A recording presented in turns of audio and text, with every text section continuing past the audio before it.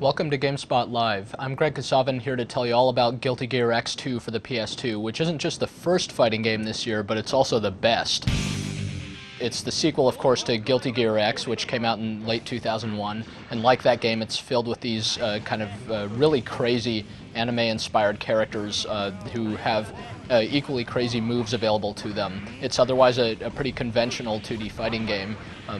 You pit one fighter against another in either arcade modes or versus modes, and a number of new modes that are exclusive to Guilty Gear X2.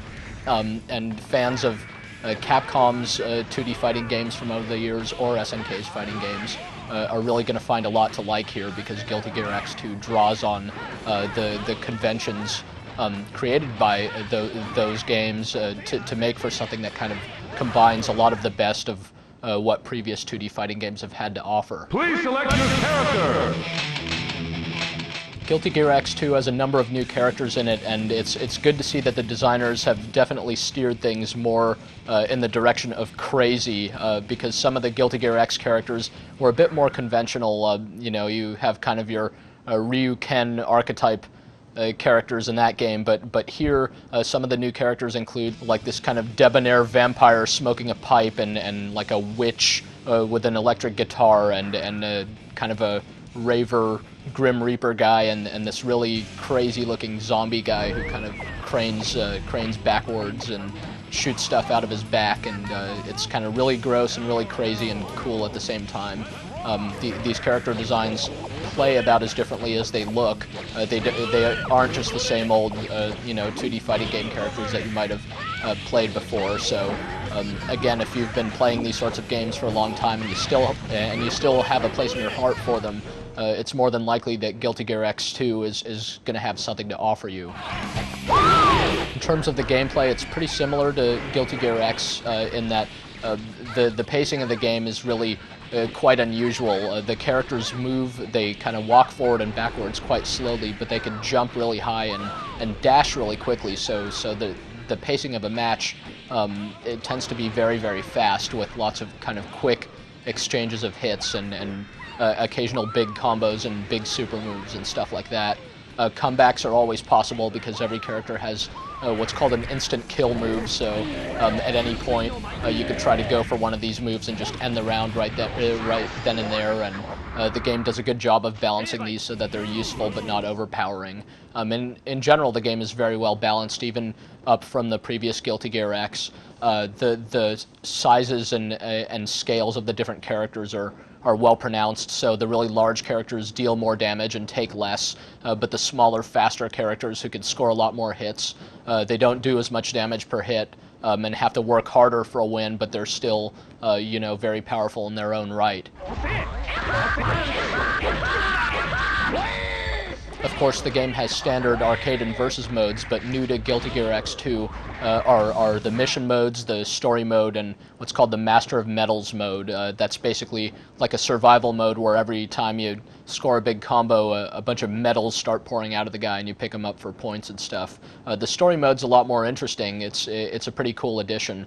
Every character in the game, there are more than 20, has his or her own unique story, where you basically get this Japanese-style radio drama. You just hear the Japanese voiceover of the characters exchanging dialogue before they inevitably beat each other up. So every character has a unique story, and they even branch off.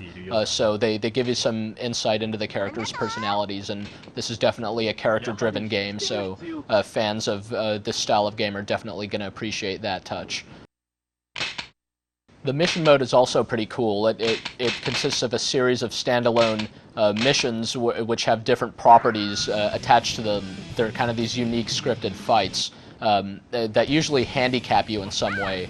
These are definitely designed for advanced players, and most of them are really, really hard, much harder than what you're usually going to see from a computer opponent in a 2D fighting game. It'll do things like, maybe you can't jump during a match, or your health is gradually dwindling, or you might have to defeat an opponent really quickly. All kinds of stuff like that, and there are dozens of these, so they're pretty cool challenges, and by accomplishing them, you unlock different pictures in the game's gallery that you can look at and cool stuff like that. So this game has a good amount of extras, definitely more than the previous game did. 戦いというものをご教授しよう。どうしても戦いますか。 As you can see, the graphics in the game are one of the big attractions. It looks as much like you're watching an anime as you're watching a video game. The game even supports progressive scan displays because the characters are displayed in, in high resolution. So regular televisions hardly even do them justice. You'll sometimes wish that they were animated a bit more smoothly. Some moves look better than others, but in general, they're just really cool looking and really different. And if you're a fan of anime style art, that's definitely what's going to draw you to this game and keep you there, and basically conversely, the art style is the only thing really to discourage someone who otherwise likes 2D fighting games from getting into this one.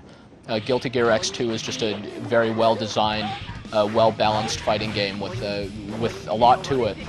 You could play it as a pretty simple button masher, or really devote a lot of time to mastering all its different moves and getting a lot out of it. So really the only thing that could have made this game drastically better is the inclusion of online play, but we're still a little ways away from that happening to the fighting game genre. But with games like this, it looks like fighting games are really making a comeback, so that's great news.